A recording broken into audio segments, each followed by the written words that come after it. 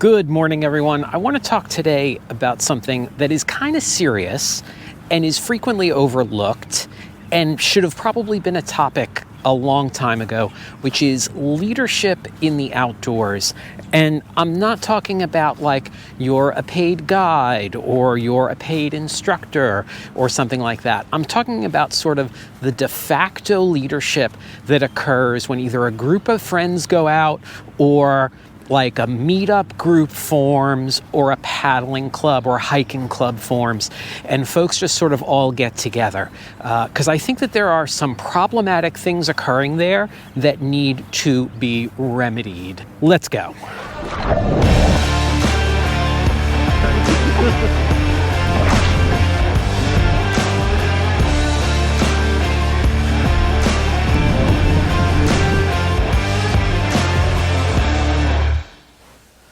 Okay, welcome back, everyone. It's good to see you all. If you're new here, my name is Brett. I'm a NOLS wilderness medicine instructor.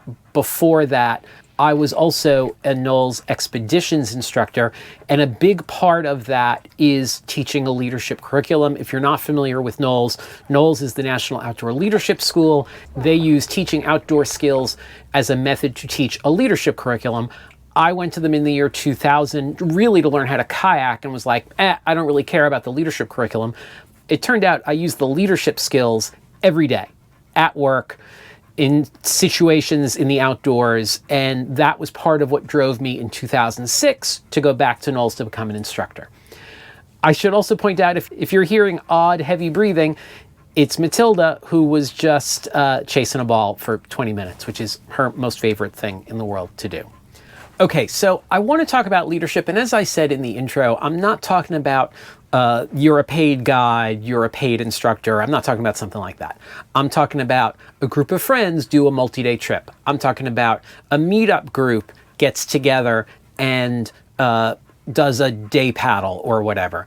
I'm talking about situations where there should be a defined leader, but invariably what I see is it sort of occurs by default, if at all.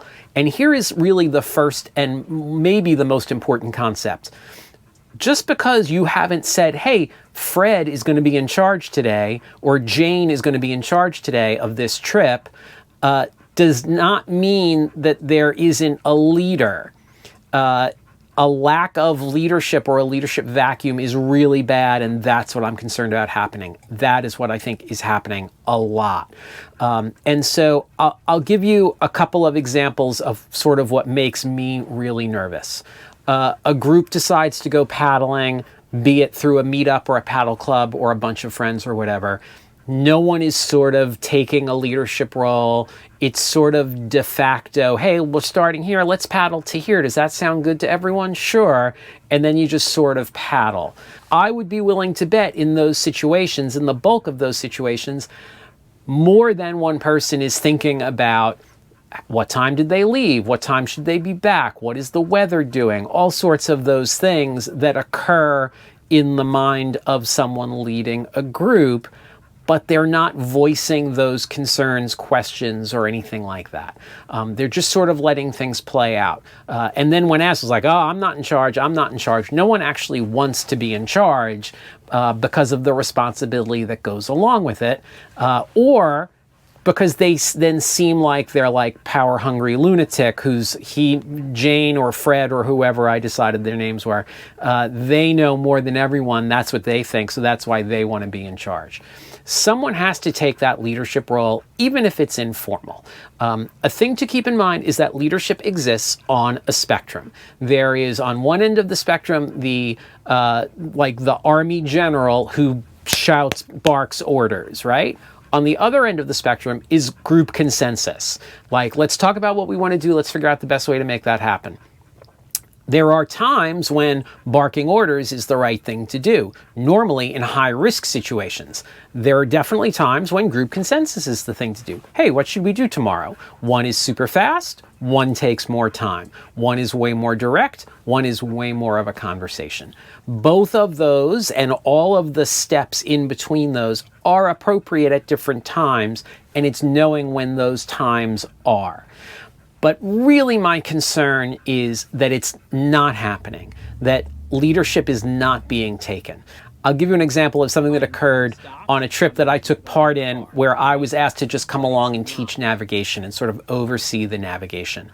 There was an instructor who had been working with a group of people through a progression.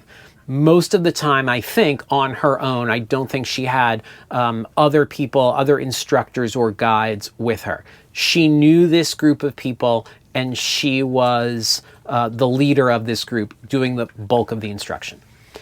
On this particular trip, her boss was there, who is also a highly skilled paddler, and I was there, a highly skilled paddler, but I was only there to be teaching navigation. So I was like, not my call, I'm not stepping up here.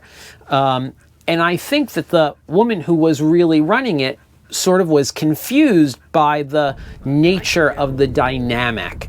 But no one spoke up to say, hey, here's what's going on. This is this is that. I realized in retrospect that I had said to the owner, the boss, who I don't really think was in charge on the day-to-day, hey, I'm just going to teach nav. You guys run your course, whatever.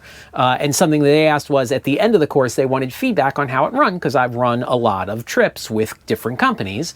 And so one of the things that I said at the end was, I think there should have been more clearly defined, hey, here's what we're doing today. Here's the plan. Here's when we'll be off the water. Here's the break schedule, all that good sort of leadery stuff. And this other person was like, yeah, I never did that stuff because I never knew who was in charge. Like, I wasn't sure if it was me, but now you're here, Brett, and then this guy is here. And so I didn't know who was in charge. And that was just poor communication on all of our parts. And I'll take my share of the ownership of that as well.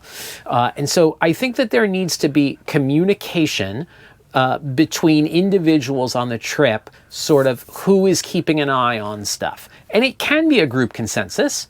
But then when something goes bad, someone needs to step up and be like, boom, boom, boom, this is what needs to happen.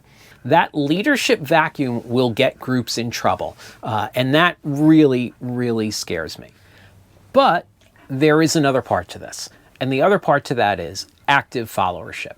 If you are not the leader, your responsibility is to be an active follower. That means supporting the leader, respecting the group plan, having good expedition behavior, which if you don't understand, you need to Google. Sorry, I slid into NOLS speak. But it also means asking pointed questions. Hey, does everyone see XYZ? Hey, are we going to have enough time to get back to our put-in? Asking pointed questions to make the group sort of work together as a whole and understand the situation. Active followership is amazing. You are not an active follower if you are not taking part in conversations that affect the outcome of the group or the plan for the day. It does not mean, oh, whoever's in charge, I'm just going to paddle. I don't care. That's not being an active follower. I talk a lot about safety third, which is taking care of yourself, not relying on other people to take care of you. That doesn't mean you don't look out for the other people in your group, but it does mean that you're taking responsibility for your overall safety. That is active followership.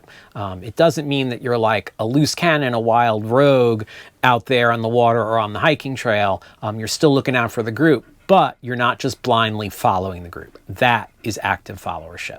This is a super big topic that could have a lot of discussion around it. I just wanted to throw out the concept that we shouldn't just be blindly going. We shouldn't also be allowing power vacuums to occur. If you're going out on a trip with a bunch of people, you might have to step up and be a de facto leader. We don't want a power vacuum on the water or on the trail. Do me a favor, hit like, hit subscribe. Matilda and I are gonna go get some lunch. Actually, I'm gonna go get some lunch. Matilda doesn't get lunch. If you like what you're seeing, you can support this channel by heading over to Coffee and buying me a coffee. Other than that, I'll see you on the water.